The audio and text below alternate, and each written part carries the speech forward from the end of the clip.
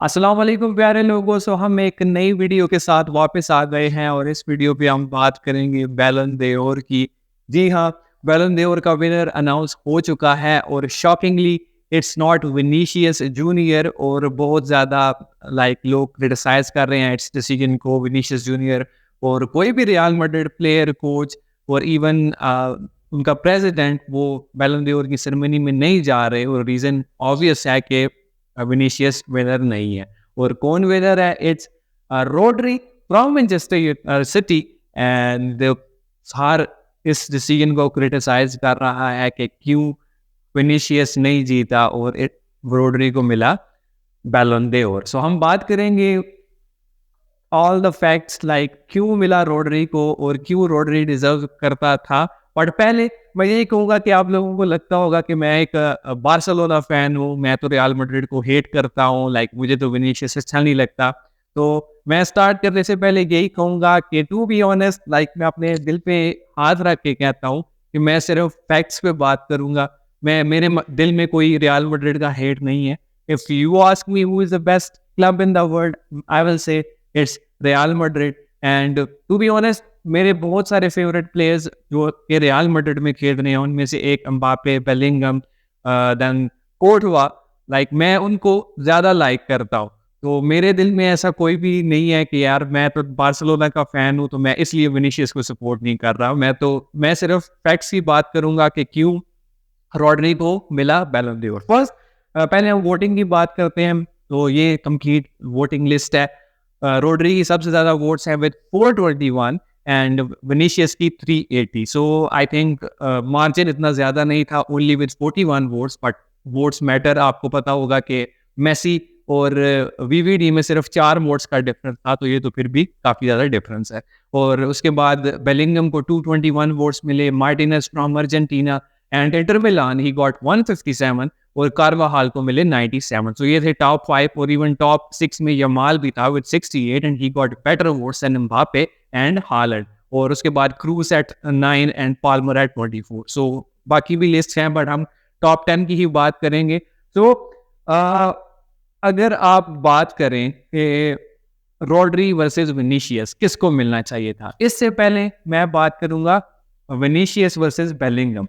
अगर आप मुझसे पूछें कि किसको बैलन d'Or मिलना चाहिए, मैं कहूंगा बेलिंगम को मिलना चाहिए। For me Bellingham deserves more than Vinicius. Okay, so Ballon d'Or मिलता है 3 चीज़ों पे। एक तो आपकी जो परफॉर्मेंसेज होती हैं, individual performances and team performances in league and also in the international matches. तो ये चीज़ याद रखें, आप कभी भी सिर्फ एक लीग परफॉर्मेंस को या एक इंटरनेशनल टीम की परफॉर्मेंस को जज नहीं कर सकते। पहले जो बैलन d'Or का क्राइटेरिया था वो था प्रेफर करेंगे इंटरनेशनल परफॉर्मेंसेस को, फिर उसके बाद हम देखेंगे लीग की परफॉर्मेंस को। लेकिन अब उन्होंने कह दिया है कि आपकी जो परफॉर्मेंस है वो लीग में भी होनी चाहिए और नेशनल टीम में भी होनी चाहिए। ये है पहली रिक्वायरमेंट।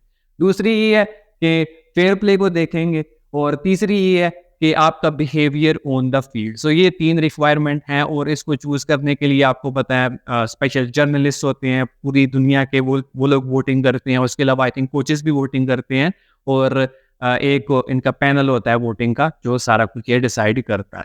तो ये एक बंदे का डिसीजन नहीं है कि भाई इसने कह दिया कि रोड्री को मिलेगा तो इसी को मिलेगा। बहुत सारे लोग इन्वॉल्व होते हैं। तो अगर कोई ये कह रहा है कि इट्स आर रेस्ड और इट्स नॉट वेल डिजर्व्ड और it's well planned, it's not well planned.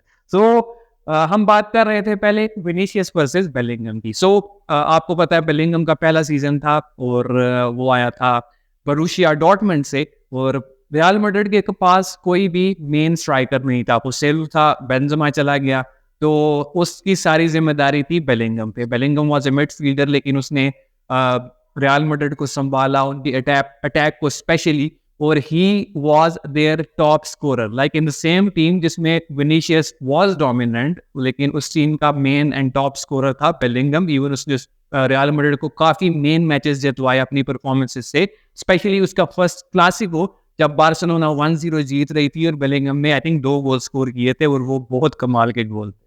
तो अगर आप ला लीगा की परफॉर्मेंस की बात करें, नो डाउट विनीशियस बहुत अच्छा था, लेकिन अगर आप एक इन दोनों को कंपेयर करेंगे, who was the best player from real Madrid, I will से बेलिंगम।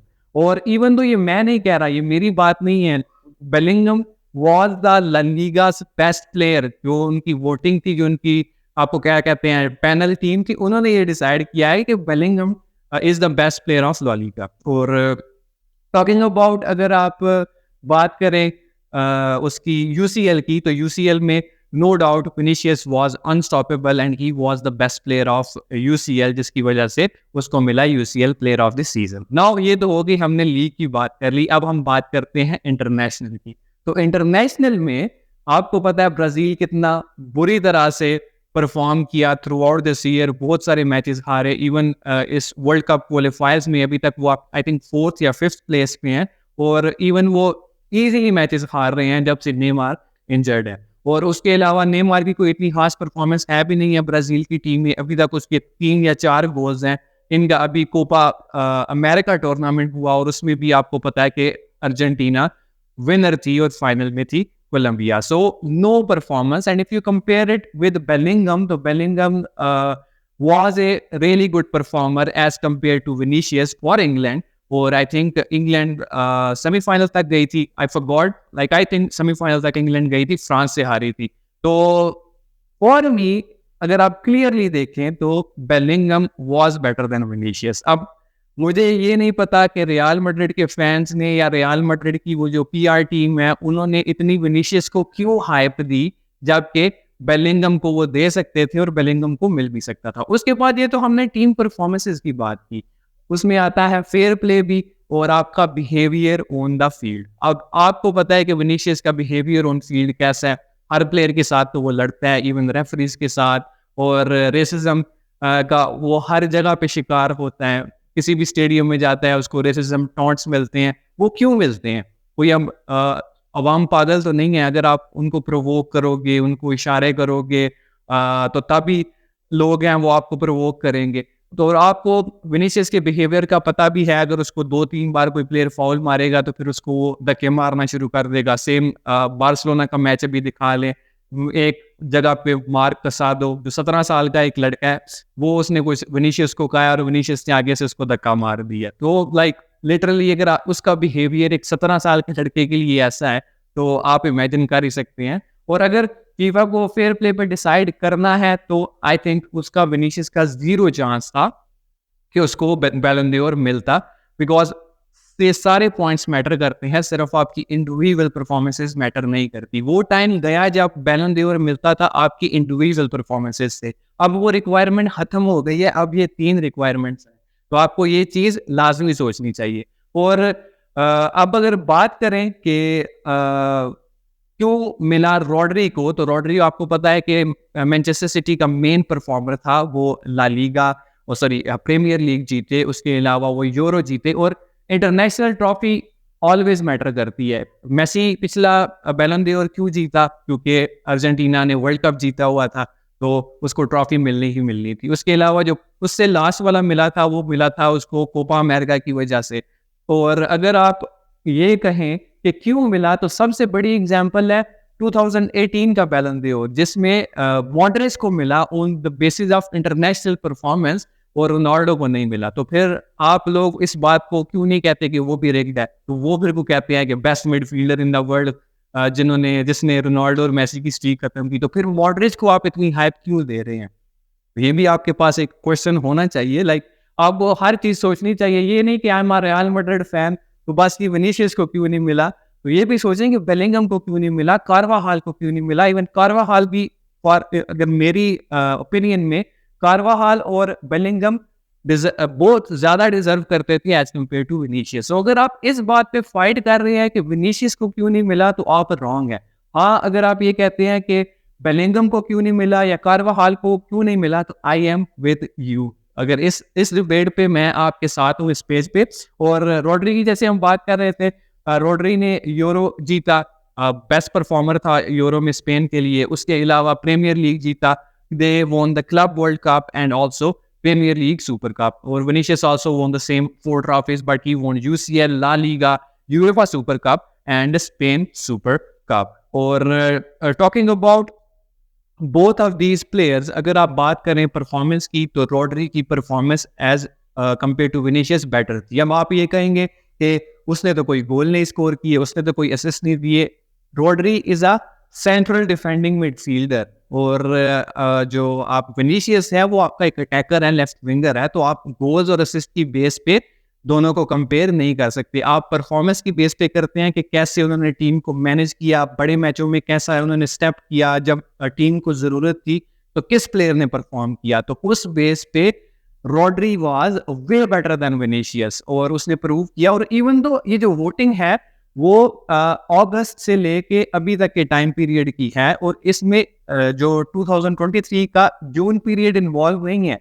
जून 2023 में स्पेन ने नेशंस लीग भी जीती हुई है फ्रांस को हरा के। तो अगर आप उसको भी काउंट करें, एक महीना अगर वो एक दो महीने पीछे चला जाता तो तब रॉड्री के पास 2 इंटरनेशनल ट्रॉफीज होती, तब तो विनीशियस और बेलिंगम का कोई चांस ही ना होता। लेकिन वो चलो पीरियड इन्वॉल्व ही नहीं है तो हम उसकी बात नहीं करते। तो मेरे ख्याल में ये वेल डिजर्व था रॉड्री के लिए।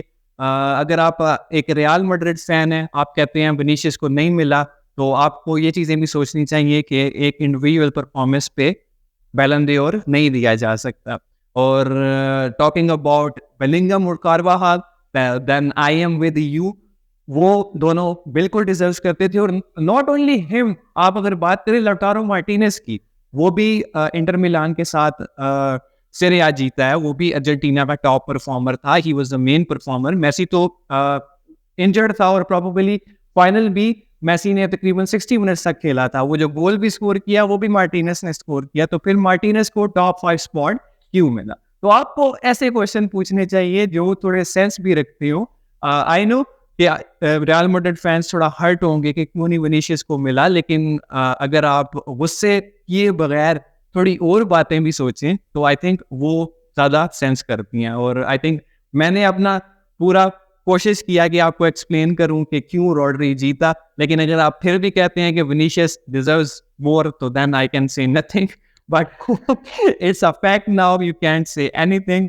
अब वोटिंग हो गई है, बैलन d'Or रॉड्री को मिल जाएगा और रॉड्री एक दूसरा मिडफील्डर होगा after Modric after a long time कि जिसको बैलन d'Or मिल रहा है। तो congratulations to Rodri, congratulations to Manchester City and their fans. And I'm also wearing a Manchester City kit, but I was wearing it before the confirmed voting.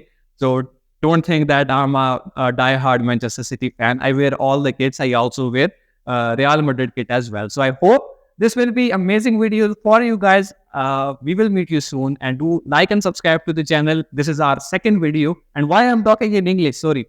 तो ये हमारी दूसरी वीडियो थी, हमें सपोर्ट करें और हम श्योरली और वीडियो बनाएंगे फुटबॉल पे। सो मिलते हैं, अल्लाह हाफिज।